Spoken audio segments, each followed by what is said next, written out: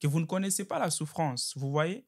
Alors, la souffrance, ce ne sont pas les embouteillages ou la famine seulement. Il y a des gens, je vous rappelle qu'au 21e siècle, en République démocratique du Congo, dans certains villages, il y a des gens qui n'ont jamais vu même un coca. Bonjour à toutes et à tous, j'espère que vous allez bien. Ici Andy Longane pour votre média préféré, Bokota TV, votre média des références ici au Canada, dans la communauté congolaise, mais aussi dans toutes les communautés africaines.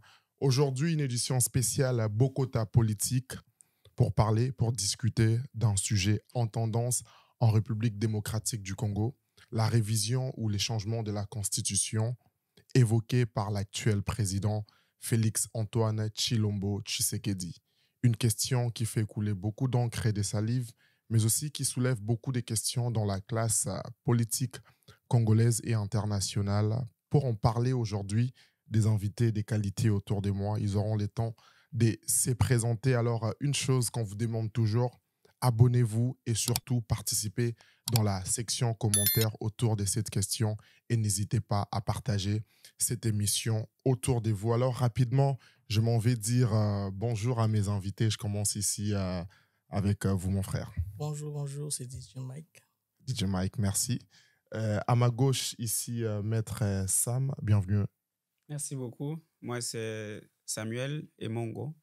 Voilà, merci Maître Samuel. Et là-bas, nous avons le président Gilbert Emongo. Bienvenue. Merci beaucoup. Vous avez déjà appelé Gilbert par son nom, c'est Gilbert Emongo. Je suis très heureux de faire partie des votes ce matin. Voilà, merci. Et pour finir, nous avons Monsieur Patrick avec nous. Oui, moi c'est Patrick Moulumba. Merci pour l'invitation. Voilà. La question, comme je l'ai dit d'entrée, on va commencer très fort, comme on dit, la révision de la Constitution ou les changements, ici en particulier à la diaspora. Comment cette question est perçue? Eh bien, on va en parler et on va en débattre ici. Moi, rapidement, j'ai une question pour vous ici, DJ Mike. Je l'ai mentionné, c'est l'actualité présentement. Vous, rapidement, en tant que Congolais, qu'est-ce que vous en pensez? Moi, personnellement, en tant que Congolais vivant à la diaspora et ayant des relais au Congo, dans le pays, je pense qu'en ce moment-ci, réviser ou changer la Constitution n'est pas une bonne idée. Ce n'est pas le bon moment. Le timing est très, très, très mauvais. Parce que, je dirais, parce que selon vous, le président, il est dans son second et dernier mandat. Est-ce que vous pensez qu'il y a une intention de se faire prolonger? Il y a la première raison, on peut mettre ça dans mes raisons. Mais l'autre raison, c'est que si vous observez comment la politique marche au Congo, le président, en ce moment-ci, n'a rien qui le bloque constitutionnellement. Toute la majorité l'appartient. Il a plus de 460 personnes à l'Assemblée nationale qui sont prêts à faire ce qu'il veut. Il peut aujourd'hui décider de faire tout ce qu'il veut. Il a les gens pour ça. Donc, ce n'est pas la Constitution qui l'empêche en ce moment-ci de faire la priorité de ce que le peuple lui demande. Alors, perdre du temps à aller essayer de toucher à la Constitution ou à la révisiter, c'est une audace politique qui ne vient que s'aimer du désordre, du chaos. Et à qui profite ce chaos? Et c'est quoi le but? On perdra beaucoup de temps. Regarde, on est en train de faire des émissions ce moment-ci, on est en train d'en parler. Au lieu de parler comment faire en sorte que le Congo profond puisse avancer. Comment faire en sorte que la gratuité qu'il a mise en place soit effective. Puisse être effective. Mais on passe notre temps à parler d'un sujet qui, au bout de compte, ne fera que réjouir certaines personnes. Et ces personnes-là sont des politiciens qui sont déjà en ce moment-ci très largement bien payés, rémunérés que le reste de la population. Donc, en ce moment-ci, changer, réviser la Constitution est inopportun. Voilà. Inopportun, timing imparfait. Selon M. Mike, je vais revenir sur vous. Même question pour vous ici, Maître Sam. Timing imparfait aussi selon vous? Oui, effectivement, comme vient de le dire mon frère qui a intervenu tantôt, vous savez, les problèmes de la Constitution aujourd'hui doivent impacter ou concerner tout un chacun. Et ce n'est pas un problème des juristes, un problème des politiques, mais ça sera un problème de tout le monde. Parce que, comme je l'ai toujours dit, la Constitution, c'est l'appareil de vie même d'un État. C'est ce qui fait en sorte qu'il y ait une bonne gérance du pouvoir politique dans un État et puis favoriser la stabilité des institutions politiques.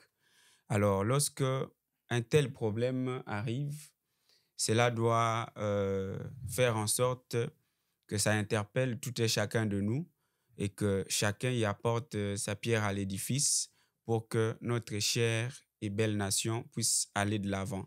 C'est très important. Donc nous, en tant que membres de la diaspora, c'est une charge qui doit vraiment peser sur nos épaules car elle ne fait que s'alourdir, s'il faut le dire. Depuis 1960 à aujourd'hui, nous constatons que notre pays, au lieu de toucher le sommet ou au lieu d'avancer, nous ne faisons que régresser et chose qui n'est pas bon. À ce stade qu'il est, je ne suis pas contre la révision de la Constitution, mais je suis contre les changements de la Constitution. Mais s'il me faut parler de cette révision, je pense qu'il se pose un problème, comme l'a dit mon dévancier, il se pose un problème d'opportunité et de temps. Nous voulons les faire dans quel timing? Parce que même lorsqu'on parle de cette révision constitutionnelle, bien sûr, la Constitution elle-même pose les jalons ou ce qui peut faire en sorte que nous arrivions à sa révision ou à toucher certaines dispositions. Mais attention, cela doit se passer dans un temps bien déterminé. Et aujourd'hui, la République démocratique du Congo est dans sa phase beaucoup plus sombre de l'histoire.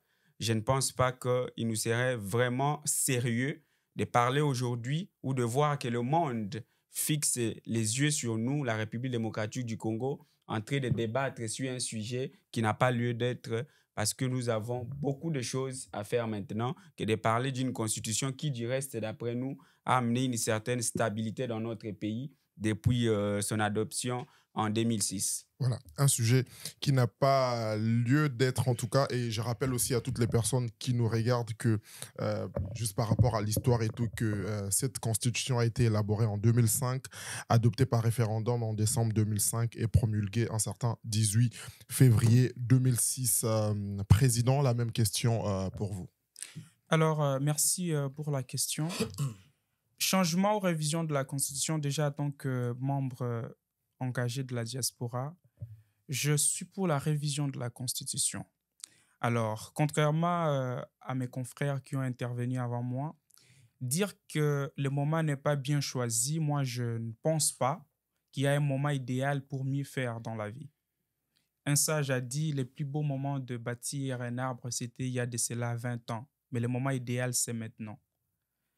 Nous devons comprendre, j'étais en train de lire pas plus tard que 2 semaines un ouvrage de la science politique qui parlait de règles juridiques et des normes sociales. Tout ce qui se passe au Congo ou dans d'autres pays, parce que la révision de la Constitution ou les changements ne devront pas intervenir ici comme si c'est seulement au Congo que ça existe. Dans plusieurs pays aussi, on touche la Constitution, on révise la Constitution et on change. Alors, c'est très important pour nous de comprendre qu'est-ce qui pousse les régimes en place de changer ou de vouloir réviser la Constitution. Parce que nous sommes de jeunes, nous avons une vision pour que les choses puissent bien marcher et nous ne devons pas avoir des discours sous émotion. Vous voyez, le président de la République actuelle, je ne suis pas de la majorité, je donne déjà ma position. Le président de la République actuelle a, une fois à Kisangani, je pense, récemment, même à Lubumbashi, a parlé de la révision. Mais je me rappelle encore pas plus tard que 3 mois, lors de sa convalescence en Europe, il a parlé de quelques dispositions que même mes confrères ici, avant le début de l'émission, ont abordées, qui méritent d'être touchées. Vous voyez? Parce que si nous disons qu'aujourd'hui, ce n'est pas le bon moment, demain encore, ce ne sera pas le bon moment. Je vous rappelle qu'en 2011, lorsque Joseph Kabila a touché la Constitution, il y avait aussi des gens qui ont opposé à cela. Alors, regardons-nous droit dans les yeux, regardons qu'est-ce qui n'avance pas dans notre pays. Vous pouvez bien dire qu'aujourd'hui, le président de la République a presque tous les députés derrière lui, toutes les institutions sont à sa charge, mais il faut voir aussi quelles sont les limites que la Constitution a données au président de la République. Ça aussi, c'est très important. Alors, c'est très souvent facile de parler de l'histoire de quelqu'un qui est en souffrance, mais nous qui avons vécu, moi j'ai grandi au village, je sais c'est quoi la souffrance. Vous voyez, nous, je disais même à certains amis à Kinshasa que vous ne connaissez pas la souffrance, vous voyez. Alors, la souffrance, ce ne sont pas les embouteillages ou la famine seulement. Il y a des gens, je vous rappelle qu'au XXIe siècle, en République démocratique du Congo, dans certains villages, il y a des gens qui n'ont jamais vu même un coca. Et c'est grave. Alors, si nous voyons qu'il y a certaines choses qui ne permettent pas au pays d'avancer et que le président, en tant que garant de bon fonctionnement des institutions, trouve qu'il y a quelque chose qui n'avance pas, il ne faudra pas que nous soyons catégoriques. Essayons d'abord de l'écouter. Alors, pour finir, je suis pour la révision de la Constitution, mais cela doit se faire dans un contexte purement neutre. Si le président de la République doit réviser cette Constitution, il ne doit pas faire comme il est en train de faire. C'est comme s'il est en train de montrer aux autres que c'est lui qui a le pouvoir, il doit toucher. La Constitution, ce n'est pas pour M. Tshisekedi. La Constitution, c'est pour la RDC. Les opposants politiques étant congolais, Félix Tshisekedi étant congolais, tous ensemble, dans une même table, nous devons discuter pour voir quelles sont les dispositions à réviser. Donc, à partir du moment où cela est respecté, moi, je ne vois pas les mal qu'il y a de visiter ou de changer ou de réviser cette constitution. Merci beaucoup, Président Gilbert, par rapport à ton intervention. Dans cette même ordre d'idées, la même question pour vous, Monsieur Patrick, en tant que membre de la diaspora. Comment cette question vous affecte directement? Moi, je pense que... je vais répondre en tant que Congolais, parce que, oui, que je sois dans la diaspora ou au Congo, ça nous affecte de la même manière. Okay. Et je vais rejoindre mon ami Mike par rapport au fait que c'est inopportun de changer la Constitution maintenant. Mais pour ne pas répéter ce qu'il a dit, je vais un peu adresser ce que les deux autres ont dit, et surtout mon confrère à côté de moi. Le président a tout, avant de changer quelque chose. Par exemple, on doit d'abord voir ce qui ne fonctionne pas dans la chose. Il a mentionné que le président de la République est garant de la nation, garant du bon fonctionnement de la nation. Ça serait très important qu'il nous dise, ou qu'il dise au peuple en général, en tant que garant de la nation, qu'est-ce qui ne fonctionne pas, qu'est-ce qui limite. Il dit, on ne sait pas ce que la Constitution limite au président, mais le président doit être limité. C'est ça le but de la Constitution. La branche exécutive a ses prérogatives, la branche judiciaire la branche législative a ses prérogatives. Donc, le président doit être limité. De la même manière que l'Assemblée nationale est aussi limitée. De la même manière que la Cour constitutionnelle, le côté judiciaire est limité. Donc, la limitation de pouvoir d'un président, c'est une bonne chose. OK? Maintenant, dans le mécanisme actuel du fonctionnement de notre gouvernement, qu'est-ce qui interdit au président de faire tout ce qu'il a ambitionné? Si c'est pour le contrôle financier, par exemple pour les détournements et tout ça, l'IGF répond directement au président. Si c'est pour la sécurité du peuple pour contrer les infiltrations, l'ANER répond directement au président. L'Assemblée, présentement, est majoritaire au niveau de l'Union sacrée. Donc, ça veut dire que tout programme qui va passer jusqu'à date, tous les budgets parfois bizarres qui sont passés au Parlement sont passés parce qu'il a la majorité. C'est des formalités, au fait, de venir présenter le budget parce que déjà, en amont, ils ont déjà préparé tout ça. Au niveau judiciaire, au niveau de la Cour constitutionnelle, c'est la majorité des juges qui sont là, c'est lui qui les a placés là. Donc, qu'est-ce qu'il interdit? On a parlé, par exemple, pour le problème de l'attaque de Rwanda, la loi programmatique de l'armée a été adoptée par l'Assemblée. Ça veut dire que maintenant, l'armée a un programme, une loi qui programme comment elle fonctionne et comment son budget est consort. Il y a eu des paiements en urgence. Le ministre Nicolas Kazadi a parlé des paiements en urgence faits pour l'armée. n'est-ce Et pas? d'ailleurs aussi, désolé de vous arrêter, récemment aussi, la première ministre à Ottawa elle a mentionné que beaucoup d'argent, en tout cas, a été investi dans l'armée Dans l'armée. pour répondre à Oui. ces questions-là. Donc maintenant, il faut nous dire, c'est quoi la limitation? Qu'est-ce qu'il y a comme problème? Je donne l'exemple. Nous, moi, je suis chrétien. Je pense que la majorité d'entre nous sommes chrétiens, ou bien nous avons grandi dans un environnement chrétien. Les 10 commandements sont là. Est-ce qu'on obéit les 10 commandements? On n'obéit pas les 10 commandements. Est-ce qu'on doit aller réviser les 10 commandements pour que ça puisse mieux fonctionner pour notre vie, ou bien on doit savoir comment l'appliquer? On ne peut pas changer quelque chose qui n'est pas appliqué et puis dire que ça ne fonctionne pas. Ça ne fonctionne pas sur base de quoi? Est-ce que notre Constitution ne prévoit pas une séparation des pouvoirs? Oui, ça prévoit une séparation des pouvoirs. Il y a les articles qu'on peut citer. Est-ce que notre Constitution prévoit que le peuple a le pouvoir sur la majorité des choses importantes? Oui, ça prévoit et beaucoup de changements s'est fait par référendum. Est-ce que notre Constitution prévoit de donner la terre congolaise à quelqu'un? Non, mais si ça doit arriver, ça va se faire que par référendum. Vous voyez, parce que pourquoi on met ça, l'acquisition et la cession des terres? C'est parce qu'on peut annexer un autre pays. Nous, on fonctionne toujours en mode de faible. Mais par exemple, on peut tellement être fort qu'on va annexer l'Angola. L'Angola devient partie de la RDC, comme les États-Unis ont annexé Hawaï, ils ont annexé Porto Rico, on peut le faire. Donc, notre constitution prévoit cela, que si on veut grandir notre pays, on voit que le Congo-Brazzaville, ça ne fonctionne pas. Les Congolais de Brazzaville veulent devenir des Congolais. Ils font un référendum pour accepter de devenir Congolais. Le Congo-Brazzaville devient une autre province de la RDC. Donc, ça va dans les deux sens. Ce n'est pas seulement des céder.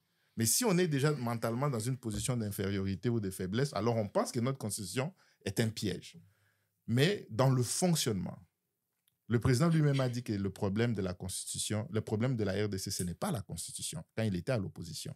Il a dit c'est la faim, c'est l'éducation, c'est les routes, c'est les infrastructures. Est-ce que présentement, il y a quelque chose dans notre constitution qui le limite pour développer ces choses qu'il avait dit qu'il devrait développer quand il deviendrait président? Moi, je pense que la réponse est non. Alors, je suis complètement contre la révision ou le changement de la Constitution. Et si jamais un jour on doit changer la Constitution, on doit créer un cadre approprié, non politisé, pour le faire. Monsieur Patrick, une question aussi pour vous, puisque le micro est vers vous. Je vous mets dans une situation, vous aujourd'hui, président de la République démocratique du Congo, comment agiriez-vous à la place de Félix Tshisekedi dans ce genre de contexte? Comment vous allez préparer la population à cette question, ou bien même quelle serait en tout cas votre démarche dans ce sens-là, vous dans la peau d'un président de la République? Okay. D'ailleurs, la première chose, c'est que la Constitution actuelle, elle est bonne. Mais je pense que tous les pays africains doivent repenser leur système. On a copié des systèmes des autres pays, on doit le repenser. Mais tant qu'on n'a pas vraiment mis des têtes ensemble pour repenser nos systèmes et codifier ce genre de système pour créer une nouvelle constitution, on ne doit pas s'amuser à changer la constitution. Mais si moi j'étais président à mon deuxième mandat, j'allais prouver à tous les Congolais que je suis un homme d'État. Et pour le prouver, c'est que j'allais m'engager solennellement, j'allais signer même devant le Parlement, devant la Cour constitutionnelle, que on va changer cette constitution pour le bien de la RDC. J'ai fait 2 mandats, je vais léguer une constitution au pays qui fonctionne pour le pays, en prenant compte des situations culturelles et tout ça. Je m'engage et je prévois même un article, une clause de transition qui dit que tous les présidents des républiques antérieures qui ont déjà servi 2 mandats n'ont pas le droit de se représenter dans la nouvelle république. Et moi, je vais signer ça pour prouver à tout le monde que je ne suis pas là pour rester au pouvoir. Je suis là pour aider le pays à avancer. J'ai fait 10 ans et si je dois léguer la Constitution comme ma seule réussite de mes 10 ans, je vais vous prouver que je la lègue, mais je ne vais pas me présenter comme président pour la nouvelle République. Et ça, je pense qu'il n'y a aucun politicien congolais, et surtout pas le président, qui a le courage de faire cela. Vous voyez? Et ça, si tu fais ça, moi je te dis, tu es un homme d'État. Tu aimes ton pays. Tu n'es pas là pour pour juste gérer et puis pour juste avoir le pouvoir dans le pays. Tu es là vraiment pour céder à la RDC quelque chose. Voilà. Merci beaucoup. On a fait les tours de cette première question. Vous comprenez qu'on a déjà placé les bases de notre discussion, puisque c'est comme ça qu'on doit l'appeler, échange d'idées, ici avec mes invités. La deuxième question, je reviens ici chez vous, monsieur Mike. Partons du principe que cette révision ou ces changements seraient opportuns ou bonnes pour la République démocratique du Congo.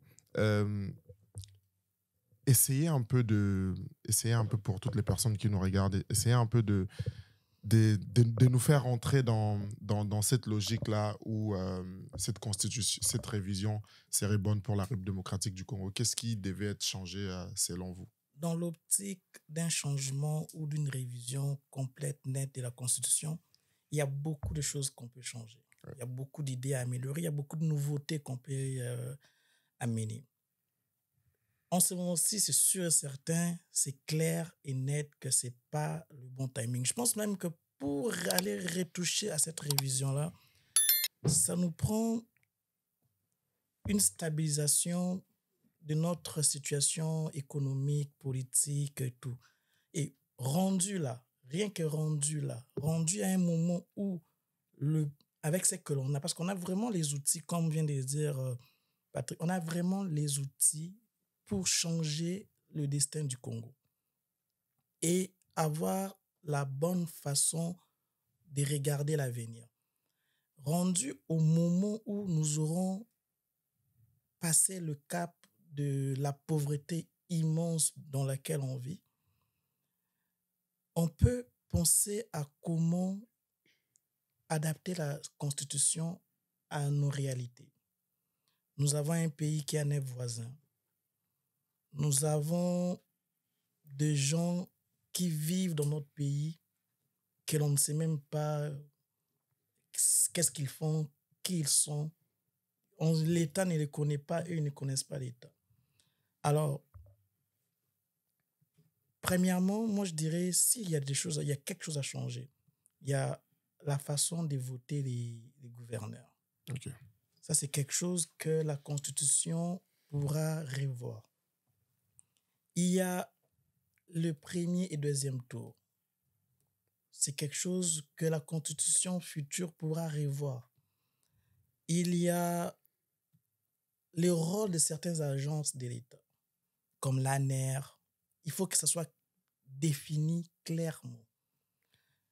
Mais tout ça, j'ai envie d'en parler, mais je ne peux pas en parler.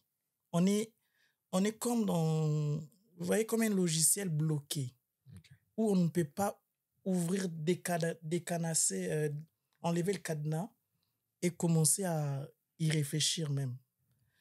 J'insiste, c'est pas le bon moment. Ça, c'est comme si c'est comme si je suis en train d'obliger ma tête à réfléchir sur des sujets que moi-même, je sais déjà que ce n'est pas des bons sujets. Donc, j'ai lancé ces pistes-là pour dire qu'est-ce qu'on peut faire. Mais dans l'absolu, il ne faut même pas qu'on y pense. Il ne faut même pas qu'on pose cette question-là.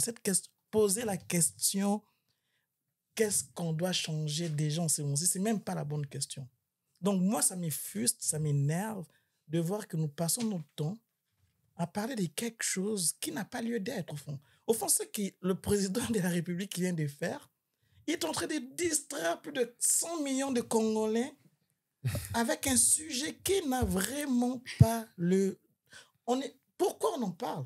Parce que lui, il s'est réveillé un bon matin, il a décidé unilatéralement, comme un bon Dieu vivant, Alpha Oméga, de décider du sort de 100 millions de ses compatriotes parce que, d'après lui, le monsieur qui est son cousin peut-être, ou ancien membre de l'UDPS, l'a attribué 73% de voix dans des élections que tout le monde connaît, qui ont été des élections truquées, mal organisées, des élections de la honte. Okay. Et lui, il prend ça pour base et pour acquis pour se donner une légitimité qu'il n'a pas. Consciencieusement, sérieusement, lui, sa famille, ses amis, ses membres du parti et beaucoup d'autres Congolais silencieux savent qu'il n'a pas la légitimité pour aborder ces sujets-là. Le mieux à faire pour lui, c'est de remplir son mandat. Non, pas remplir, terminer son mandat, s'en aller, laisser le Congo, donner le Congo à d'autres personnes. Ou même à un autre membre de l'UDPS s'il veut, mais qui ne viennent pas toucher ou parler de la Constitution. Quelqu'un pour rebondir face aux propos. C'est un débat, donc Ouais. à tout moment, vous pouvez intervenir. Quelqu'un pour rebondir face aux propos de notre frère Mike sur cette question, sur les points qui seraient intéressants à revoir ou à changer dans notre Constitution. Oui, effectivement. Oui. Merci encore une fois pour la parole. J'ai suivi avec attention les propos des gens qui sont avec nous dans les plateaux. Ce que je vais dire, c'est que notre constitution est une constitution rigide qui, pour sa révision, doit suivre un certain nombre de mécanismes pour arriver à parler d'une révision. On ne dort pas et puis on se réveille et on pense que nous sommes dans une république où tout le monde n'a pas étudié et on va se mettre à berner les gens ou parler de choses qui ne sont pas vraies. Et vous allez même constater que les discours du président de la République, ce monsieur doit beaucoup plus peser son langage lorsqu'il s'adresse aux gens. Parce que le fait qu'on vous appelle commandant suprême, d'ailleurs, c'est cette constitution qui diabolise aujourd'hui, qui lui donne ses titres. Et quand on t'appelle commandant suprême et tu penses que les bâtons de commandement que tu as, c'est intimider les gens ou parler comme ça aux gens, dire qu'aucune personne ne peut s'opposer à vous, ça, c'est une façon d'utiliser les pouvoirs abusivement. Et puis, ce n'est pas bon. Et demain ou après-demain, ça risque de créer vraiment du désordre dans notre pays, des choses qu'ils doivent vraiment éviter. Parce que, vous savez, il y a des gens qui n'aiment pas, comme on dit chez nous à Lingala, au mécana. Genre, quand tu viens lancer des défis aux gens, tout ce qui est interdit, comme on dit, les interdits donnent envie. Quand tu dis à quelqu'un que si tu essaies de dépasser cette ligne, moi, je vais te montrer, l'être humain a souvent tendance à arriver dans cette ligne et voir ce que toi, tu vas faire. Et les propos que lui, il est en train de tenir devant les gens, il réunit les gens qui donnent des polos et puis des $5 pour les transports et puis après, il pense que c'est le référendum. Ça, c'est très grave. C'est très grave. Ce n'est pas le référendum que la Constitution a parlé.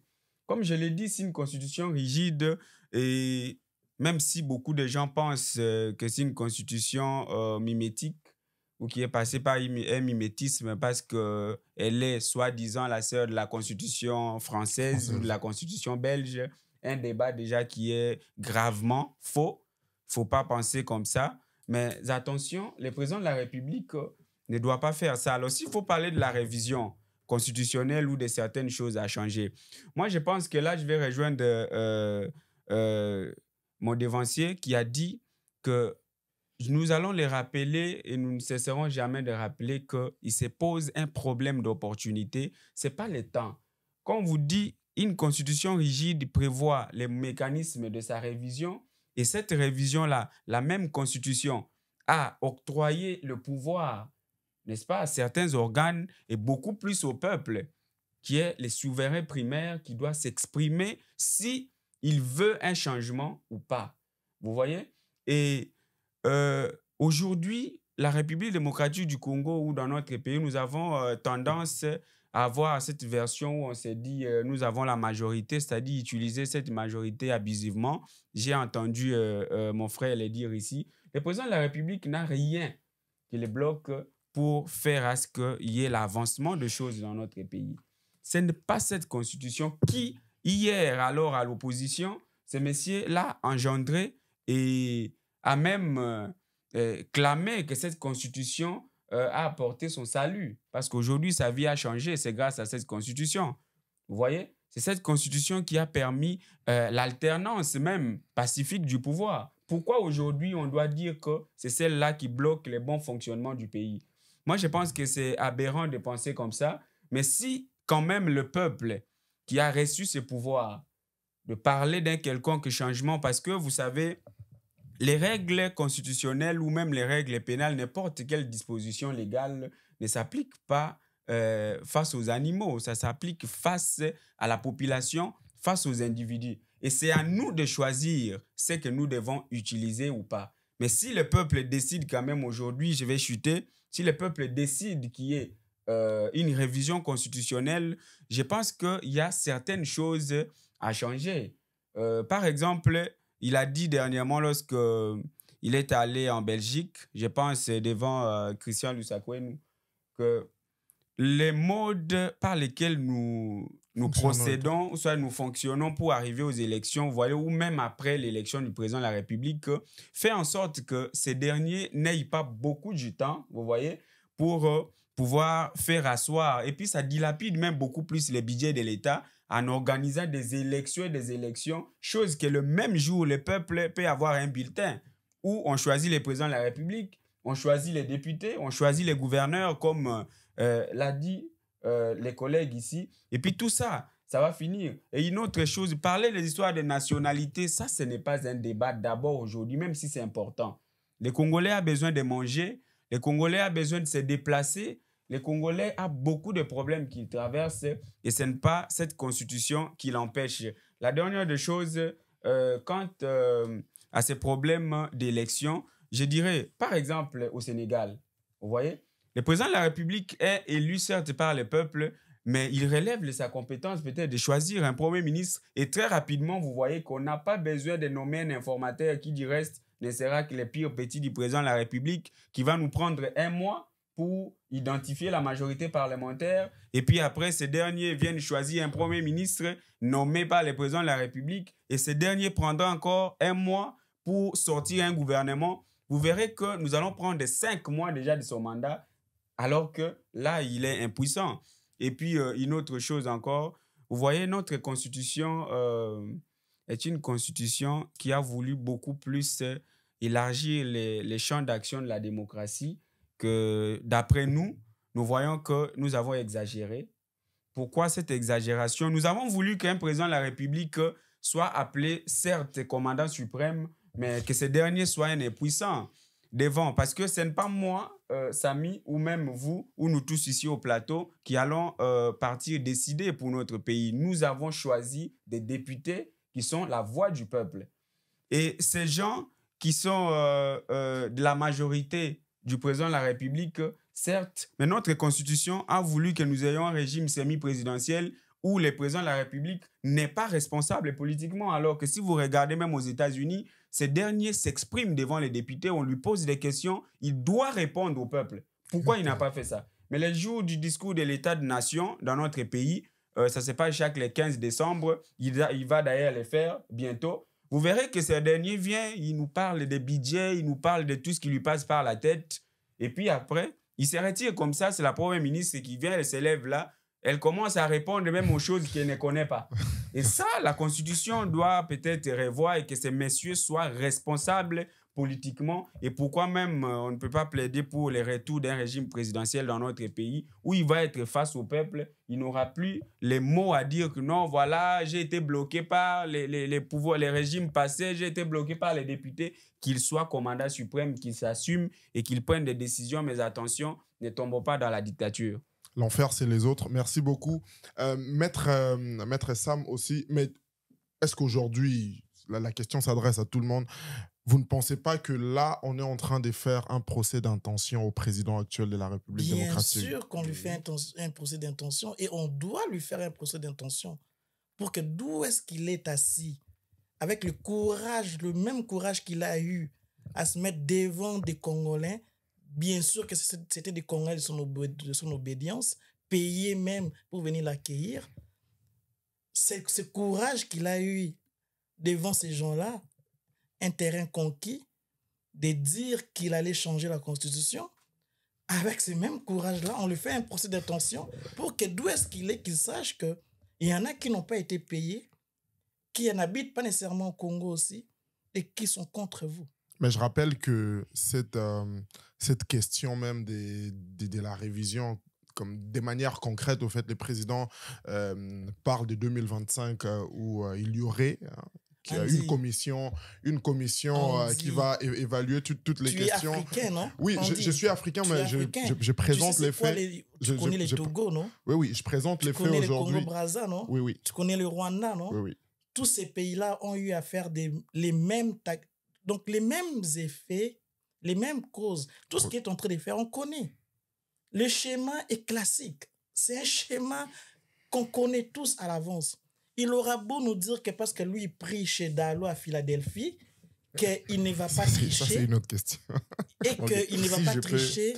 Non, on ne va pas le croire. On veut le faire pour cette intention. Si je peux, je suis d'accord avec Mike, mais c'est sûr que lui, il va aussi dans des tangentes. Mais ce que je veux dire, c'est que le président va devant la population et puis ils disent ce lambeau de constitution. D'abord, c'est insulter tout un peuple qui vit sous cette constitution-là, les institutions qui sont érigées sous cette constitution, lui-même, l'institution de la présidence et donne à sa crédibilité dans cette constitution qui dit lambeau. Ça veut dire qu'en tant que président, il est un lambeau de président, parce que c'est ça qu'il dit. Parce que si la constitution est un lambeau, c'est que lui, il est un lambeau de président. C'est que les premiers ministres est un lambeau de premier ministre. Les institutions de l'État, comme la Cour constitutionnelle, l'Assemblée nationale, le Sénat, sont des lambeaux. J'aime bien ta réflexion. Donc c'est déjà là vraiment une insulte à tout un pays. Ça, c'est la première chose. La deuxième chose, c'est que quand il a gagné les élections, les dernières élections, c'était sur base de la peur. Ça veut dire qu'il a dit au peuple que c'est le Rwanda qui est notre ennemi, c'est le Rwanda qui fait qu'on ne se développe pas. Et quand je vais être président, au moindre escarmouche, ça veut dire qu'à la moindre balle qui sonne, qui touche la peau, qui égratigne la peau d'un Congolais, je vais réunir. Ce qui est très intéressant dans ce qu'il a dit ici, c'est qu'il a observé la Constitution. Il a dit quoi? Je vais réunir les deux chambres en congrès et je vais déclarer la guerre au Rwanda. Ça veut dire que lui-même, il comprend que la Constitution lui donne ce droit-là de réunir les chambres en congrès et d'aller en guerre. Tu vois que sa parole, il ne les respecte pas. Et d'ailleurs, c'est cette personne-là que tu veux qu'on je veux fasse finir confiance. avant de perdre mon idée. Ok. Avant Mike, de perdre mon idée. On va revenir sur vous. Et d'ailleurs, comme Mike l'a souligné, il a une très forte majorité au niveau de l'Assemblée et du Sénat. Ça veut dire que s'il avait réuni, avant qu'on puisse arriver à quelques centaines de morts déjà, qui ne sont pas considérés des escarmouches, parce que pour l'instant, ceux qui meurent à l'Est, ce n'est pas encore l'escarmouche. Peut-être l'escarmouche, c'est quand ça va arriver à Kinshasa ou quelque chose comme ça. Oui.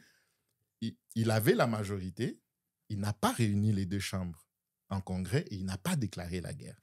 Au contraire, il est parti partout pour pointer le doigt du Rwanda, se lamenter du Rwanda, revendiquer le droit sur le niveau international, jusqu'au niveau où les Américains l'ont empêché de dépasser. Mais jusqu'on nous a fait honte à toute une république, à la francophonie, quand le président Macron nomme tous les autres scandales, les attaques de l'Ukraine et de la Palestine, mais il ne nomme pas ce que le Rwanda fait à l'Est. Le président s'était fâché, il s'est levé. Mais d'ailleurs, il ne devrait même pas être là-bas. Il pouvait envoyer un ministre de la francophonie. On a un ministre qui est en charge de la francophonie. Ce ministre pouvait aller là-bas. Une autre chose. Le président avait l'opportunité, si les élections, il a gagné à 73%. Ça veut dire qu'il avait, si les élections étaient de bonnes élections, il a la caution du peuple d'imprimer sa vision et de réaliser ses objectifs sans aucun blocage. L'Assemblée à lui, le Sénat à lui, la population dans leur cœur sont à lui et il a gagné à cause de la peur du Rwanda. Maintenant, il utilise la même tactique pour essayer de changer la Constitution. OK? Ça veut dire, l'article 217, ça nous permet de donner nos terres au Rwanda. Mais ce n'est pas vrai. Vous voyez? Mais la peur, pour des gens qui sont illettrés, qui sont analphabètes, fonctionne. Tu peux être dans ton champ là-bas, à Kabea Kamwanga, un Rwandais va venir prendre ta terre. Est-ce que c'est vrai? Est-ce que c'est même possible? Ce n'est pas possible. Puis, Mais il fait passer comme si c'était possible. Monsieur Patrick, Président, je vais rebondir sur vous très très vite. J'ai une question pour Monsieur Patrick, pardon. Oui. Désolé. D'une manière très très brève et tout, en off, vous disiez que vous êtes représentant de ces peuples et par rapport à ce qu'il traverse et tout, et qu'il a droit à une meilleure vie, à un bon social et tout. C'est que le président, quand il a pris les pouvoirs, a mentionné dans sa volonté de vouloir changer les pays et tout. Est-ce que vous ne pensez-vous pas qu'aujourd'hui, qu'il aurait besoin peut-être d'un 3e mandat pour finir ce qu'il avait commencé? Peut-être que le temps lui fait défaut et tout. Moi, je dirais quelque chose. Même quand on parle de changer la forme gouvernementale, de choisir des premiers ministres, ça prend 5 mois, 6 mois, 8 mois, ça réduit son temps et tout ça. Il y a des pays qui ont des mandats de 4 ans. Hein. Comme aux États-Unis à côté, ils ont des mandats de 4 ans.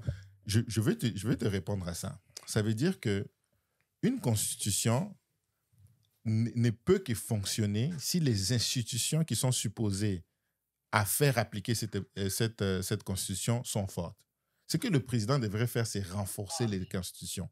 Il est garant de l'État, il est garant du bon fonctionnement. Le bon fonctionnement du gouvernement. Ça veut dire que le fonctionnement dépend des institutions. Tu renforces les institutions, tu auras un pays solide. Ça veut dire qu'aux États-Unis, même si un président traîne 2 ans pour passer, le pays va fonctionner. Au Canada, c'est la même chose. En France, c'est la même chose. Pourquoi? Parce que les institutions sont fortes. Même au Congo, ça peut marcher. Ça marche. Mais il doit renforcer les institutions. Mais quand le président lui-même ne respecte pas la Constitution, pas seulement parce qu'il a appelé que c'est un lambeau de Constitution, ça veut dire que pendant son premier mandat de 5 ans, et jusque-là, c'est un lambeau de président dans un pays qui est lambeau, avec une Constitution lambeau. Mais une deuxième chose, c'est que lui-même ne respecte pas la Constitution. On a eu des révélations ici sur Top Congo de son ministre des Finances, Nicolas Kazadi. Il a dit quoi? On avait vu qu'on avait facturé beaucoup de choses comme ça. Le président a rencontré le DG. Le président rencontre le CEO de Milvest. Et c'est séance tenante qu'il dit au CEO de Milvest, toi, tu vas nous charger combien? Ah, les autres, les ont dit 150 millions. Moi, je peux faire ça même 120 maximum, 113 maximum, 120 millions pour construire les centres financiers. Ah, toi, tu peux faire ça à 113. Sans document. Maintenant, dis-moi quelque chose. Est-ce que la Constitution donne droit au président de négocier un contrat qui n'est pas budgétaire? Comprenez? Parce que quand tu amènes le budget au Parlement, le budget est voté, le gouvernement est supposé suivre ce budget-là. Mais quand vous amenez des choses en urgence, vous dépensez 500 millions pour l'ARENA, le centre financier en urgence. Et le président lui-même, par exemple, il accepte, il dit, OK, on va faire tout, on lui donne le contrat, laissez le monsieur là, on lui donne le contrat. Est-ce qu'il est la direction du marché public? Non. Il n'est pas. Donc, il s'est mis à la place du marché public. Donc, si toi, tu ne respectes pas la Constitution, comment tu penses que le peuple, les ministres vont respecter la Constitution? Si tu ne respectes pas les règles du fonctionnement du gouvernement, comment on va respecter? Donc, je veux dire que les lois, en général, ne sont pas faites pour des personnes immorales. C'est fait pour des personnes... Ça veut dire que les lois, la Constitution n'a aucune importance à un criminel, je veux dire. Ça veut dire que si on interdit, par exemple, le port d'armes au Congo, est-ce que ça veut dire qu'il n'y a pas des gens qui ont des armes? Il y a des gens qui ont des armes. Mais est-ce qu'ils respectent les lois? Donc, quand on écrit les lois, là, on écrit pour nous, ceux qui observent la loi et puis sont des personnes éthiques. On n'écrit pas pour un criminel. Donc, quelqu'un qui... Et puis, je ne dis pas que le président est un criminel. Je veux dire que le président ne montre pas le bon exemple quand, par exemple, Nicolas Kazadi est à l'aéroport, le président l'appelle parce que le ministre de la Justice veut que tu puisses rester. Mais c'est le rôle du ministre de la Justice. Si lui, il pense que le monsieur doit rester, c'est son rôle, c'est son prérogative. Le président n'a pas appelé le ministre des Finances pour lui demander son avis. Pourquoi tu demandes son avis? Tu dois laisser les institutions. Ce que je veux dire, qu'il ne respecte pas la Constitution. Et pour que la Constitution fonctionne, la Constitution doit être respectée. Pour que la Constitution soit respectée, les institutions qui sont établies par la Constitution doivent être renforcées. Voilà. Merci beaucoup, Monsieur Patrick, pour votre intervention. Président, une question pour vous. L'histoire nous rappelle quand même beaucoup de choses. Il y a encore quelques années, l'ex-président Joseph Kabila était au pouvoir.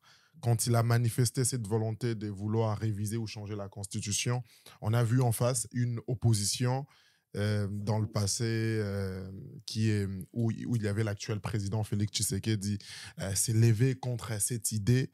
Même si ça n'a pas été effectif, il y a eu malheureusement des gens qui sont morts pour ça. Aujourd'hui, est-ce que tu penses qu'on se retrouve dans cette même situation quelques années plus tard?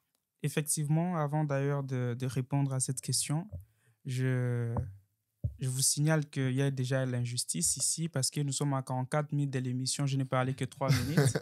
Non, en tout J'aimerais cas, que les minutes soient partagées de façon équitable parce que c'est très, très important. Ça sera les cas à partir de maintenant. Alors, avant de répondre à cette question, j'aimerais que ce débat soit un débat pour aider la jeunesse qui va nous suivre et non un débat où nous avons une position, soit contre un individu ou nous voulons peut-être faire parler nos émotions. Pas plus tard que 30 minutes, M. Patrick, au début, lorsqu'il a pris sa parole, il a dit qu'il n'était pas pour que l'on puisse réviser la Constitution pendant cette période, en ces moments. Et après, je ne sais pas s'il s'est vite rappelé que ce n'était pas la meilleure expression à utiliser. Il vient parler de l'adoption, que nous devons adopter notre pays à nos réalités. Vous savez, lorsque nous parlons comme ça, les gens qui nous regardent auront tendance à penser comme si notre problème, la personne qui ne doit pas changer la Constitution, c'est Félix Tshisekedi, et n'importe quel président qui va se présenter au Congo peut toucher à la Constitution. Donc, je ne pense pas que c'est ça, d'ailleurs, le but de ce débat. Nous avons besoin de faire comprendre aux gens pourquoi, pendant cette période, ce n'est pas important qu'ils puissent toucher la Constitution. Non, Félix Tshisekedi attend que personne, mais l'institution qu'il est en train de représenter. Mais c'est Mike également a parlé de quelque chose que je ne trouve pas... bon, je ne sais pas, je me réserve. Mais lorsqu'il dit « il ne peut pas décider du sort des 100 millions d'habitants quand il le veut ». Il est le garant de bon fonctionnement des institutions et il n'a pas décidé, il n'a pas imposé cette volonté. Il a dit qu'il trouve que la Constitution actuelle, il y a des dispositions à réviser et il va réunir l'année prochaine une commission des experts pour voir s'il faudra réviser ou changer la Constitution. Donc, nous ne pouvons pas être ici comme dans un débat où nous sommes contre un individu. Parlons plutôt de ce qui se passe au Congo. Pour répondre à votre question, vous savez, c'est quand même malheureux. Nous, dans notre pays, il se pose, je me rappelle, je cite Maître Sam dans une émission que j'ai suivie il y a de cela des semaines, il était en train de parler de problèmes des personnes, des individus. Notre pays manque les individus. Et nous, les Congolais, nous sommes des sentimentalistes. Vous voyez? Maintenant, nous sommes en train de parler de la révision de la Constitution, parce que Félix ne peut pas changer. Mais je vous rappelle que 2024, en décembre 2023, presque tous les Congolais, même les Congolais de la diaspora, étaient alignés derrière Félix Tshisekedi. Pour montrer que c'est lui le bon président, on doit élire Félix Tshisekedi comme président. Vous voyez? Donc, si nous devons réfléchir, soyons réalistes. Notre pays va mal, que ce soit Fayoulou, que ce soit Katumbi. Toutes ces personnes, leur intérêt principal, c'est d'abord leur famille. Et lorsque nous devons débattre, nous devons être droits dans nos réflexions. Parce que si aujourd'hui nous disons que Félix Tshisekedi, parce que dans notre pays, les gens de la majorité d'hier sont les gens de l'opposition d'aujourd'hui. Si nous disons aujourd'hui que Félix Tshisekedi ne doit pas changer la Constitution parce que ce n'est pas le bon moment, les gens de l'UDPS, demain, après-demain, lorsqu'ils ne seront plus au pouvoir, vous voyez, Kabila est déjà à l'opposition. Vous voyez? Les gens de l'UDPS, lorsqu'ils seront à l'opposition, si Fayoulou veut toucher la Constitution, on va encore venir dire non, ce n'est pas le bon moment, il doit d'abord diriger le pays, la Constitution ne l'empêche pas. Les mêmes discours qu'on a dit en 2011 lorsque Kabila voulait toucher la Constitution, nous les disons aujourd'hui. Et demain, si Fayoulou est au pouvoir, nous allons les dire. Si vous êtes au pouvoir, nous allons les dire. Alors, regardons ceux qui n'avancent pas et arrêtons les discours populistes. Alors, pour répondre, est-ce que La question des gens qui sont décédés par rapport à toutes ces histoires, au fait. Ce n'est pas ce que nous ne prions pas. Il y a des marches qui sont prévues effectivement, dans les prochains jours. Nous prions que cela ne puisse pas arriver. Malheureusement, ça va arriver parce que à tout moment qu'il y a un soulèvement populaire, le pouvoir en place fera en sorte que ces gens ne puissent pas perturber l'ordre public et il y aura des gens qui vont mourir. Et c'est ça le problème. Le peuple est malheureusement instrumentalisé. Non seulement instrumentalisé, mais c'est le peuple qui se trouve au centre de la famine, au centre de la pauvreté et au centre même de coupables qui doivent mourir. Vous n'allez pas voir dans cette marche Fayoulou mourir, mais c'est la population qui va mourir. Et nous avons besoin que la jeunesse qui nous regarde en ce moment puisse comprendre que si nous devons changer, si nous devons sortir dans des rues, nous devons d'abord comprendre ce qui se passe. Effectivement, il y aura des morts. Et pour éviter cela, nous qui réfléchissons avant même la tenue de cette marche, nous devons être clairs et dire à la jeunesse ou à la population ce qui n'avance pas. Il y a un adage, pour finir, monsieur Andy, il y a un adage, Tetela, qui dit on a dit kendahala me potanaka ata chumbo. Et l'autre adage dit encore, je vais interpréter, l'autre adage dit encore Foko naweka ke mon Congolo kamba. Ça veut dire les chiens qui a besoin, les chiens qui a besoin d'un os ne s'enorgueillit pas. Et un enfant ne garde la plaie que lorsque il se cogne quelque part. Voyez-vous, Félix Tshisekedi ne se rend pas compte de ce qu'il veut faire. Vous voyez, il pense qu'il va changer la constitution, comme Maître Samy a dit. Il pense que nous sommes dans un royaume des aveugles où l'unique borne, c'est lui.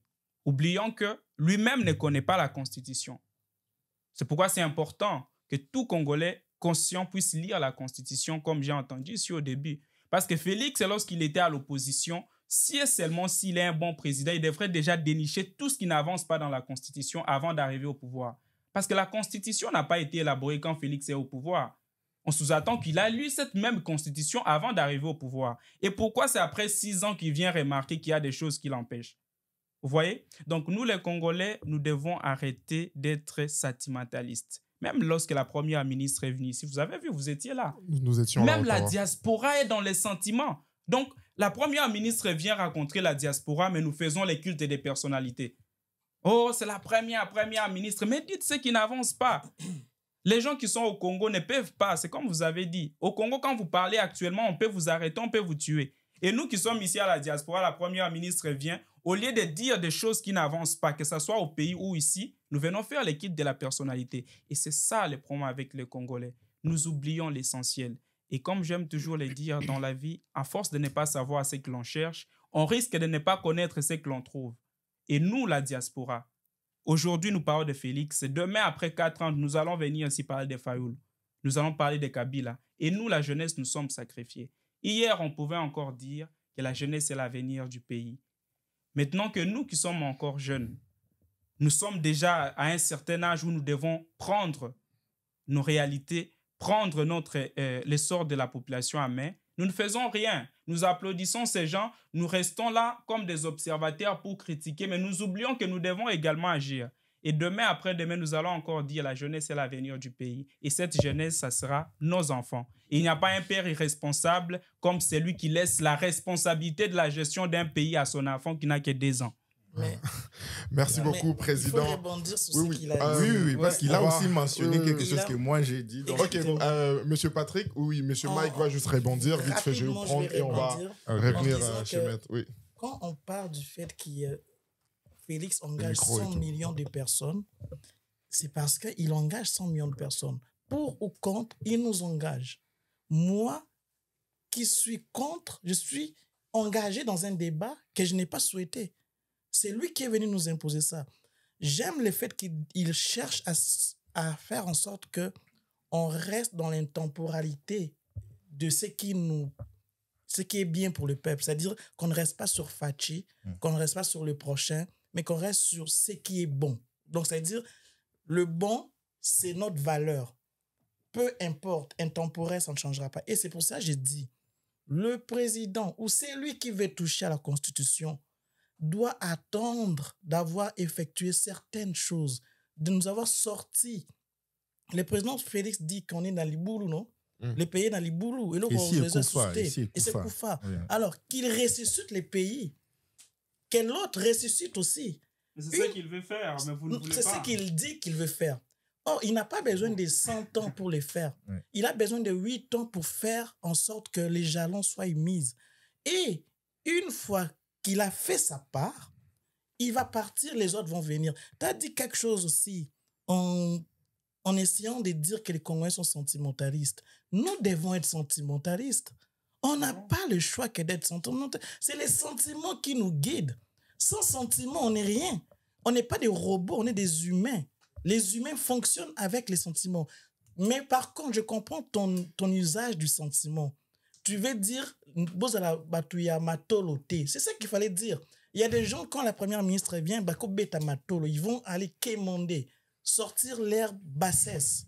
Pourquoi? D'où vient cette bassesse-là? De l'éducation.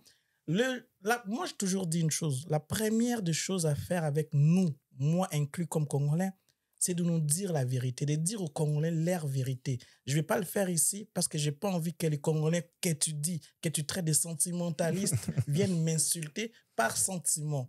Mais nous devons vous êtes libre, hein, vous pouvez vous exprimer. Non, je suis libre. Non, c'est parce que c'est un autre bouquet de débat où je peux le faire. Mais ici, on ne va pas dire qui est les Congolais. Parce que nous sommes un profil typique.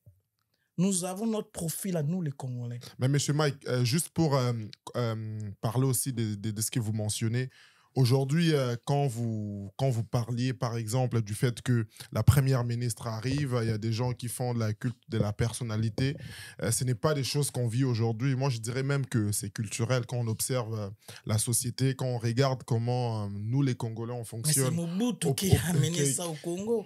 Qui a amené toutes ces choses. Est-ce que je peux... Oui. M. Mike va juste finir et on va rebondir sur... je pense qu'il répond. Oui, il rebondir. S'il vous plaît, avant que M. Samine prenne la parole, c'est ce que j'ai dit. Ce n'est pas parce que quelque chose existe il y a de cela 20 ans que nous devons rester dans cette optique. Nous ne sommes pas en train de vivre parce que Mobutu a fait quelque chose. Il est déjà parti depuis longtemps. Vous voyez?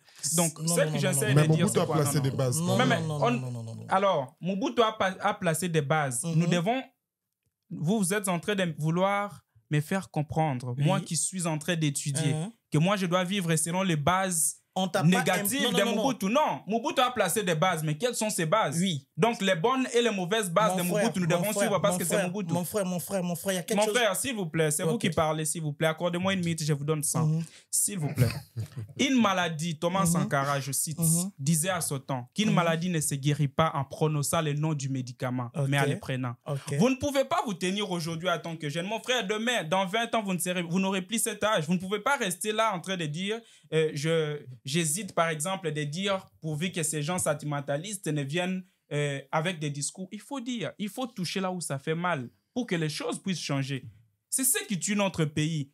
Nous avons tendance à vouloir... Tu es dans la rhétorique de ce que tu es en train de dire et de ne pas vouloir. Non, ce n'est pas ce que j'essaie de dire. Non, mais écoute. Tu as dit tu m'en donneras 100. Mais je n'ai pas fini une minute. Donc, ça veut dire ceci. Ouais. Quand tu parles de Thomas Sankara qui dit il faut prendre le médicament. Oui. Prenons le médicament. Prendre le médicament, ça veut dire quoi? C'est un bel exemple que tu as donné. Il faut prendre les médicaments. Les médicaments, on le prend pour guérir. Mais avant de guérir, il faut un diagnostic. Mais il faut faire un diagnostic du problème. Même quand on parle de la Constitution, qu'est-ce qu'on veut que Félix fait? Nous tous ici, on veut que Félix fasse le diagnostic. Président, on va juste donner la parole aussi à M. Patrick et on va rebondir avec Maître Sam. Pour que Mike ne monopolise pas la parole, ce que je veux dire, c'est quoi? J'aime beaucoup les exemples qu'il donne. On parle des médicaments. Si on veut guérir, on doit prendre les médicaments. Dire le nom du médicament, ce n'est pas suffisant. C'est exactement ça que nous sommes en train de dire ici. Ça veut dire que appliquer la Constitution va nous aider. Pour appliquer la Constitution, il faut renforcer les institutions de l'État. Tu ne peux pas citer juste la Constitution, un article de la Constitution, penser que tu vas changer tel article dans la Constitution et par magie, ça va se traduire par un bon fonctionnement de l'État. Il faut non seulement, il faut l'appliquer, mais il faut aussi renforcer. Donc, tu peux prendre des médicaments pour par exemple le sida, mais on te donne aussi des compléments pour ton système immunitaire et tout ça. Là. Si je pars dans son exemple, ça c'est des institutions qui font que la Constitution puisse marcher. Et ces institutions-là, le président lui-même a dit, il n'est pas le garant, il est le garant du bon fonctionnement des institutions. Pourquoi il est garant du bon fonctionnement des institutions? C'est parce que ce sont les institutions qui garantissent l'application de la Constitution. Ça, c'est la première chose. Deuxième chose, j'ai beaucoup aimé qu'il a dit que quand Kabila voulait changer la Constitution, malgré que beaucoup de Congolais disent qu'on doit changer, on cite même des articles qu'on peut changer, d'une manière comme ça, on s'est opposé contre lui, n'est-ce pas? Quand Félix est devenu, même nous de la diaspora, on dit on veut la double nationalité, on veut tout ça pour qu'il puisse changer la Constitution. Quand il a voulu changer la Constitution, on s'est opposé contre lui. Cette tendance-là montre quelque chose de clair au niveau du peuple congolais. Ça veut dire qu'en réalité, le peuple congolais ne croit pas que c'est un problème de constitution. Parce que si on croyait vraiment que c'était un problème de constitution, on allait le changer. Si on s'oppose à chaque fois, même le président qui est beaucoup aimé par tout le monde, on l'oppose à changer la constitution. C'est qu'en réalité, les Congolais disent qu'on peut changer la constitution. On dit que ça pourrait bien marcher. Mais en réalité, on ne veut pas changer la constitution tant et aussi longtemps qu'on n'a pas vu tes preuves. Tu veux changer la Constitution. Tu nous as amenés jusqu'à quel niveau pour nous dire voilà comment la Constitution m'a limité maintenant. Je vous ai donné la gratuité de l'enseignement. Tous les enfants sont à l'école. Je vous ai donné la production agricole. On n'importe plus les choses.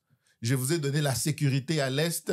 On n'a plus de soucis avec les Rwandais. L'armée est renforcée et toutes ces choses-là. Mais moi, maintenant, je vais créer l'Allemagne de l'Afrique. Mais voici comment cette constitution me limite de monter des niveaux. Quand je parle de la réalité socio-culturelle, quelles sont les réalités? Est-ce que notre culture a changé depuis que le Congo est Congo? On dit on doit prendre en compte une constitution qui prend les réalités de la socio-économique de la population. Quelle réalité? Nous sommes pauvres depuis et nous le sommes toujours. Nous sommes en train d'aller même de plus en plus dans la pauvreté. Donc, on n'a pas changé des réalités pour dire que... Et sous la constitution de 1900... Attends. On n'a pas changé. Le Congo de 2024 n'est plus le même Congo de 2000. Non, ce que je veux dire par... Quand je dis par la réalité, je ne dis pas... On est plus pauvre qu'avant. La réalité n'a pas changé. La réalité, ce n'est pas seulement l'argent. En 1967, on a eu une constitution. On avait combien d'étudiants libres? Ce n'est pas important. Je veux dire, on a eu une constitution. Monsieur Patrick, si vous pouvez chuter. Ça n'a rien changé au développement du pays. On a eu une autre constitution. Ça n'a rien changé au développement du pays. On a eu une autre. Il veut une autre constitution. Ça ne va rien changer. Parce que ça peut seulement affecter le pays si c'est appliqué. Si ce n'est pas appliqué, ça ne va pas affecter le pays, le développement du pays. Et présentement, lui-même, le président, bafoue la Constitution quand il se remplace à la direction des marchés publics. Et il donne des marchés publics. Quand il se contredit lui-même en appelant pas le Congrès... Mais en faisant ça, moi, je lui donne raison. J'ai vraiment aimé ce qu'il a dit. Je vais vite. Ouais, très vite, parce qu'on n'a plus assez de temps. On ne peut pas faire une fixation sur Félix. Exactement. Non, je ne fixe pas sur Félix. Je ne fixe pas sur Félix. Et pourquoi? Sur la présidente. On a fait une fixation sur... J'ai bien parlé. Qu'est-ce qui est opportun? Parce que moi, je vous ai dit, c'est pas opportun. Non, mais j'ai dit quelque chose d'important. Ce que j'ai dit d'important, c'est que malgré qu'on a des discours, nous, que ce soit dans la diaspora, que ce soit au Congo, de certaines choses qui peuvent changer dans la Constitution, qu'est-ce qui arrive chaque fois que quelqu'un veut changer? On refuse. Ça veut dire qu'en réalité, le Congolais ne pense pas que la Constitution est un problème à son développement. Oui, on pourrait changer, oui, ça serait bien, mais quand le moment vient de se décider, les Congolais refusent. Parce que ce que les Congolais ne veulent pas vivre, c'est un autre Mobutu. Amen. Ce que les Congolais ne veulent pas vivre, c'est quelqu'un qui reste 10 ans que tu ne fais rien, et puis tu nous dis que c'est un document qui n'est pas respecté ni par toi, ni par les institutions, qui fait que ça te bloque. Appliquez les documents, montrez-nous les failles dans ce document-là, parce que vous l'avez appliqué au maximum avant de nous dire que vous voulez le changer. Et fondamentalement, même les Congolais illettrés et analphabètes savent ça dans leur cœur. Quand ils voient les détournements des 500 millions, des 100 millions, ils se disent, mais est-ce que la Constitution a à voir dedans? Baza ba yibi. Si tu es un voleur, tu es un voleur. C'est que tu es déjà criminel. C'est que tu n'obéis pas à la Constitution. Merci beaucoup, monsieur. Patrick, on vous rappelle de vraiment vous abonner, surtout de partager aussi vos avis dans la section commentaires, ça nous aide énormément, ça vous aide aussi à participer à ces débats. Parlons aussi de l'aspect juridique de cette révision ou du changement de la Constitution. On assiste présentement d'ailleurs aux sorties médiatiques, si je dois les dire comme ça, de l'actuel président Félix Tshisekedi, qui a aussi des conseillers, on doit quand même aussi les mentionner. Je ne pense pas qu'il s'est réveillé comme ça, de lui-même, de son plein gré, pour balancer certaines choses. Par exemple, quand il dit « personne ne peut m'empêcher d'échanger cette constitution ». Vous qui êtes maître, dites-nous un peu, juridiquement parlant, c'est quoi les processus pour un changement de la constitution, pour une révision? Les gens qui ont participé à cette même élaboration, certains sont en vie. Maître Sam. Ouais, merci beaucoup. D'une manière très brève. Ouais, d'une manière très brève, j'aimerais d'abord saluer la ferveur et puis l'intelligence de mes confrères qui sont dans ces plateaux avec nous. C'est quand même encourageant de pouvoir voir qu'il y a des gens qui réfléchissent comme ça, qui ne font pas les débats de la rue, comme on les dit, où tout le monde pense ce qu'il veut, mais qui viennent exprimer leurs opinions. C'est quand même quelque chose de très bien et je salue vos différentes intelligences. J'aimerais dire que, comme nous sommes déjà en train de chuter, nous appelons tout le monde à cultiver ses devoirs civiques. Moi, je pense que depuis l'école secondaire, nous avions un cours qu'on appelait le civisme. Je ne pense pas que... Bon, je ne sais pas si aujourd'hui ça existe encore, mais ça nous aidait, ça nous préparait à comprendre la nécessité qu'il y avait de pouvoir connaître les valeurs républicaines qui doivent conduire tout et chacun et savoir que le problème du Congo n'est pas un problème de politique ou des juristes ou des économistes, mais c'est un problème de tout Congolais. Peu importe l'endroit où il se trouve, il doit comprendre que lorsque il faut dire que Bendele Amboka Ekoyate, comme on le dit, c'est tout le monde qui doit le faire. Nous voyons lorsqu'il y a un match de football, ce sont les joueurs. À ce moment-là, on ne parle plus d'un président de la République. Ce sont les joueurs qui représentent le pays. C'est-à-dire, lorsqu'on parle du sport, les joueurs savent ce qu'ils doivent faire pour Nakutombo la Bendele Amboka. Que le président de la République soit également animé par cet esprit républicain de comprendre, comme l'a dit Gilbert et puis M. Patrick et puis M. Mike, le Congo ne doit pas fonctionner selon les humeurs des gens. Nous devons éviter ces discours ou cette façon, pour moi, déshonorant de penser que lorsqu'on arrive au pouvoir et on vous appelle commandant suprême, vous faites ce que vous voulez, vous partez, et puis demain, une autre personne vient, il va faire ce qu'il veut, et puis ensuite, il va repartir sans doter au pays des choses que nous avons besoin. On prête serment pour respecter la Constitution. Et moi, je pense que depuis le début du pouvoir du monsieur qui est en place, tout le monde l'a toujours mentionné. Il n'y a pas un président de la République au Congo qui a eu assez de chances, s'il faut le dire, comme le président de la République actuel. N'est-ce pas? Nous savons, même si M. Joseph Kabila gagnait des élections, mais il n'a jamais atteint 60%, je pense. 53, 50. Lui, il a eu 73%. Et nous pensons que le peuple était derrière lui et ses élections, d'après notre vision, même s'il a organisé avec sa famille. Oui, effectivement, le peuple était derrière lui et lui a dit, comme j'ai dit l'autre fois, vous savez, ce monsieur, depuis qu'il est au pouvoir, il ne trouve que des couacs pour nous dire pourquoi il ne fait pas de choses. J'ai aimé la réaction de M. Patrick qui a dit nous avons besoin qu'avant de nous apporter un quelconque changement ou une révision, viens d'abord nous faire palper de doigts les réalités sur le terrain, sur ce que tu as fait. Le président de la République actuelle, depuis son accession au pouvoir aujourd'hui, n'a fait que violer la Constitution. Et ça, ce n'est pas bon. La Constitution, pour lui, doit être comme une Bible pour un pasteur. Je ne vois pas un pasteur qui prête serment qui dit respecter les dispositions bibliques ou soit les versets bibliques qui demain ou après-demain va dire que ceux qui ont été inspirés pour faire ça avaient des couacs ou des choses et ce n'est pas bon. Il doit venir présenter au peuple congolais ce qu'il a fait jusque-là et nous demander maintenant revenir chez les souverains primaires.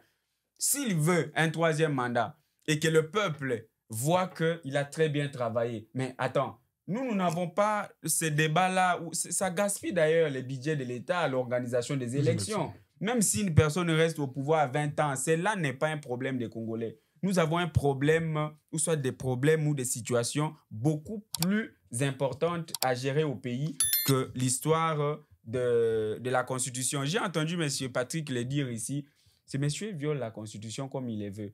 Il signe les contrats de marché public où il octroie des marchés publics aux gens.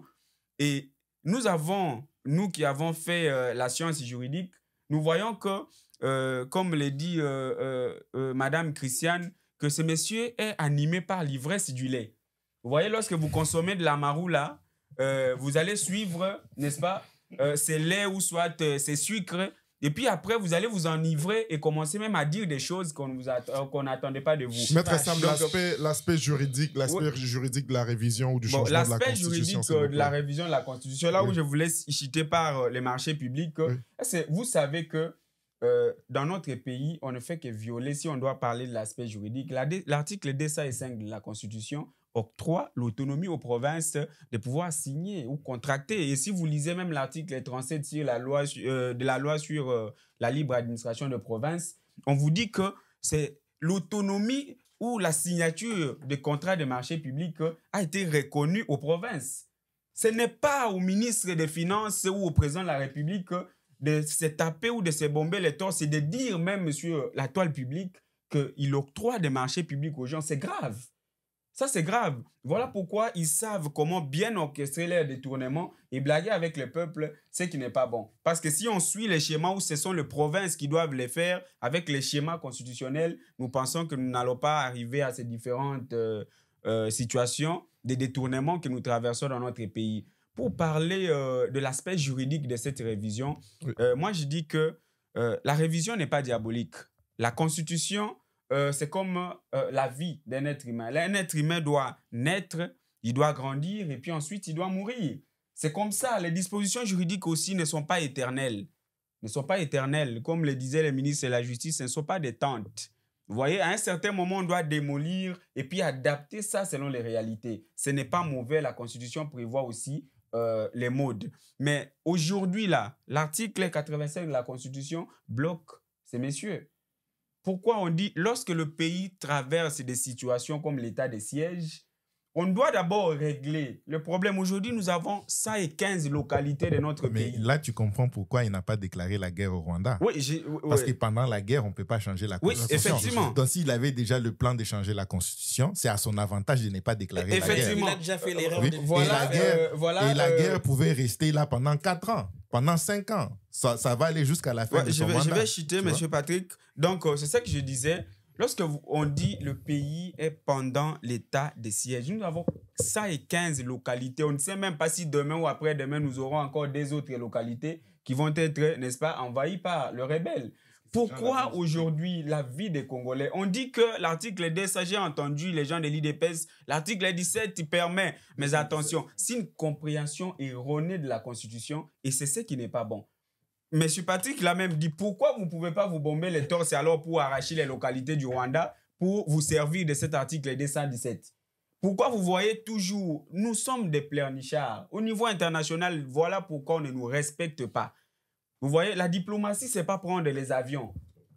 Ce n'est pas ça. Je vais ajouter une petite chose. L'article 217 en plus, ok?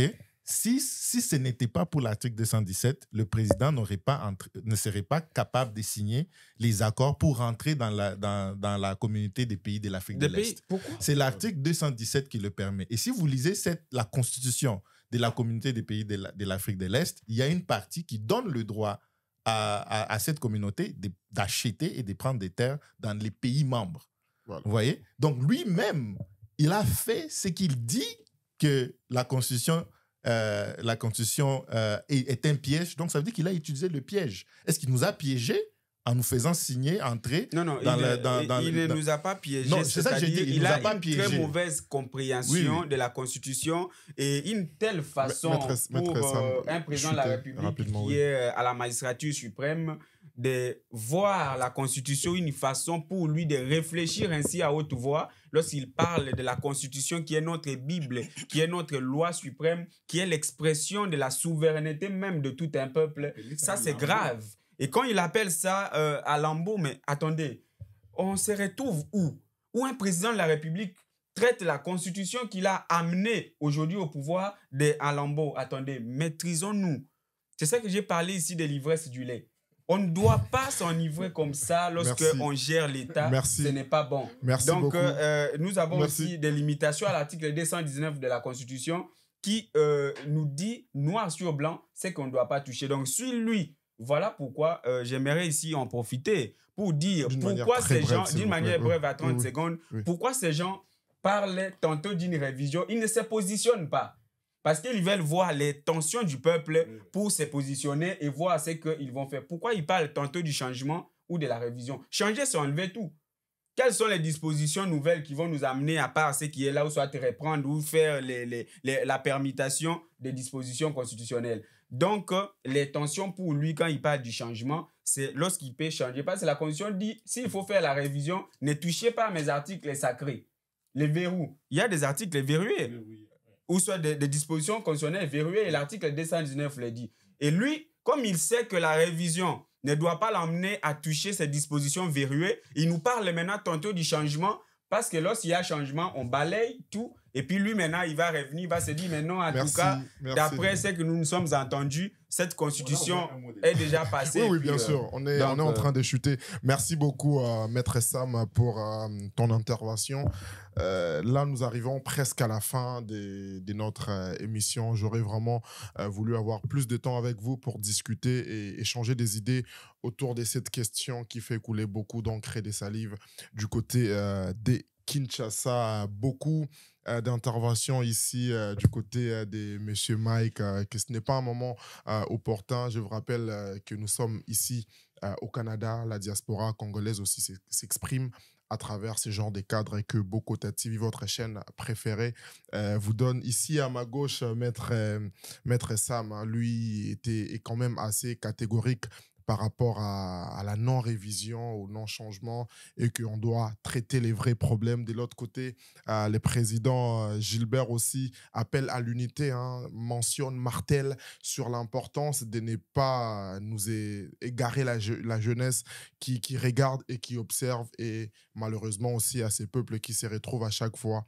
au milieu de toutes ces choses. Et voilà, au côté, à l'extrême gauche, je dirais, Monsieur Patrick aussi, très ferme en tout cas dans ses interventions par rapport à la nécessité de pouvoir traiter des vraies questions. Vous comprenez quand même que c'est d'abord le patriotisme. Si ils arrivent à avoir toutes ces opinions, tous ces avis, pour en tout cas les biens de notre pays, les biens de notre nation.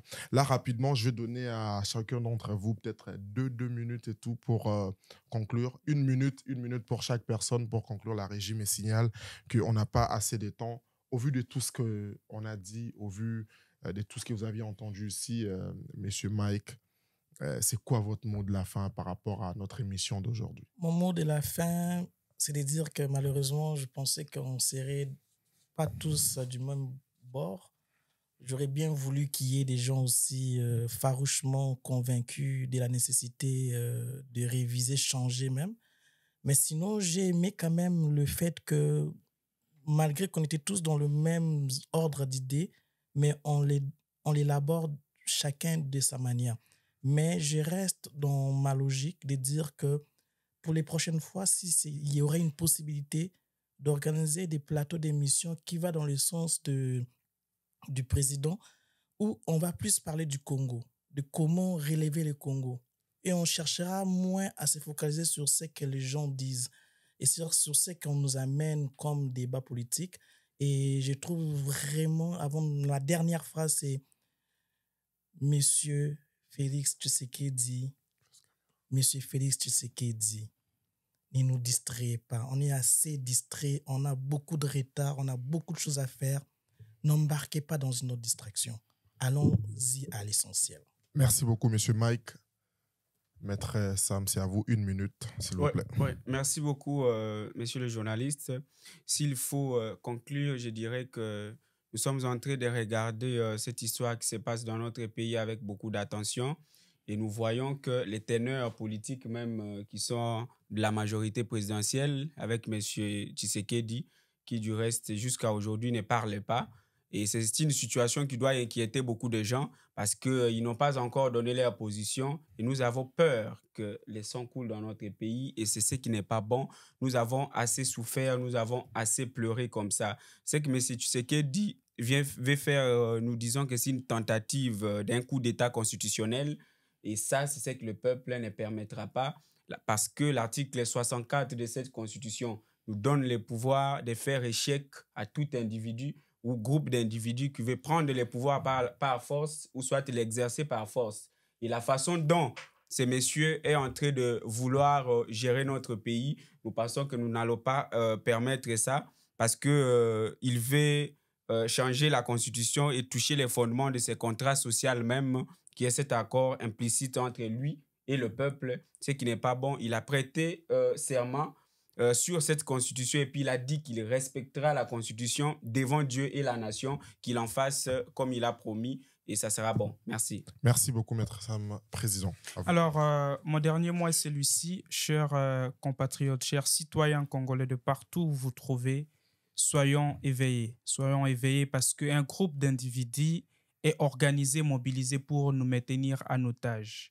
Arrêtons d'être derrière de gens qui n'ont aucune volonté de changer les problèmes des Congolais.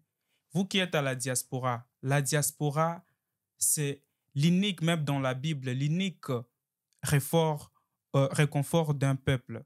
Nous qui sommes ici, quittons les sentiments et travaillons pour l'intérêt de notre pays. Ces gens-là ont peur de nous parce qu'il n'y a aucun politicien qui viendra ici à la diaspora et donner à tout le monde $2 000. Et vous, comme vous ne pouvez pas être corrompu à cause des $50, au nom de la population, au nom de cette maman-là qui est au village, s'il vous plaît, arrêtez d'être derrière les gens juste par intérêt et sauvons la République. Je dis et je vous remercie. Merci beaucoup, Monsieur Patrick. Oui, ce que moi, je pense que mes confrères ici ont beaucoup dit. Ce que moi, je veux dire par rapport à la Constitution, le maître a dit que dans la vie, quelque chose, on naît, on grandit et on meurt. Mais notre âme est immortelle. La Constitution est une représentation de l'âme du Congolais. Ce n'est pas un contrat entre le président et le peuple, c'est un contrat entre le peuple. C'est nous tous, on se décide comment on veut voir notre pays, qu'est-ce qu'on ambitionne pour notre pays. Alors, non seulement je vais demander à ceux qui savent lire et ceux qui savent réfléchir, tous nos diplômés de l'UNIKIN, des universités de Congo, allez-y lire votre constitution. Lisez-les attentivement parce que vous allez remarquer que même pas 10% de notre constitution est respectée. La seule partie qui est respectée, c'est quand c'est pour des tractations politiques, pour avoir des postes, pour avoir des choses comme ça. Là, ils sont forts dedans et ils ont verrouillé ces articles parce qu'ils veulent gagner. Notre pays a besoin de chaque personne pour se développer. Et pour arriver à ça, nous devons non seulement comprendre nos droits, mais plus important encore, comprendre nos devoirs envers notre pays. Et le premier devoir d'un citoyen, c'est de connaître ses droits et ses responsabilités et connaître garder les personnes rédévables. Les personnes qu'on choisit pour nous diriger doivent être rédévables, doivent nous faire rapport de ce qu'ils font avec le pouvoir et l'accès qu'on nous a donné. Je vais rejoindre tout le monde en disant que nous sommes jeunes, nous devons penser que nous ne sommes pas l'avenir du Congo, mais nous sommes le présent du Congo. Parce que dans l'avenir, nous serons des vieux et nous allons parler des jeunes.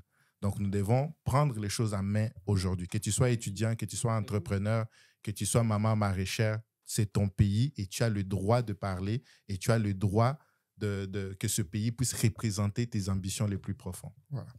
Merci beaucoup à tout le monde. Merci à vous qui nous avez regardé du début à la fin de cette émission. Au nom de toute l'équipe, je vous dis merci. Et j'en profite aussi pour vous informer que si vous voulez participer à nos prochaines émissions, c'est très simple. Envoyez-nous un courriel via info@bocotatv.com pour participer et aussi avancer vos avis. On traite des différents sujets qui touchent la diaspora congolaise, qui touchent les Congos en général, mais aussi toute la communauté africaine, québécoise d'ici ou d'ailleurs. Quant à moi, je vous dis merci et à la prochaine.